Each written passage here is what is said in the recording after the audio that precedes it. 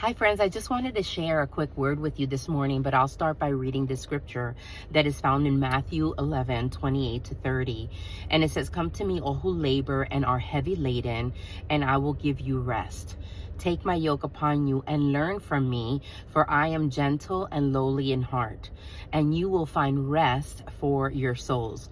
For my yoke is easy and my burden is light." That's Matthew 11:28 to 30.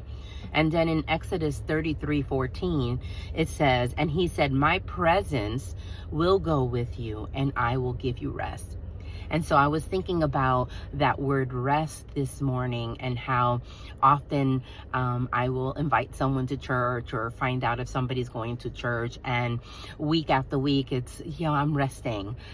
This is the day I'm going to rest. Or, oh, work was so horrible this week. I need the weekend to rest. And so I started to meditate on that, because no matter what we do in the weekend, whether we go away or whether we stay in bed all weekend, that rest is temporary. Because then when we get to Monday, we wake up and we still feel the same burdens. We still have the same perspective about those burdens. And so truly, have we rested? No, we just occupied with some other activity that wasn't work, or we were laying down. And so week after week, we're chasing this rest, but we never achieve it, because true rest can only be found in the Lord.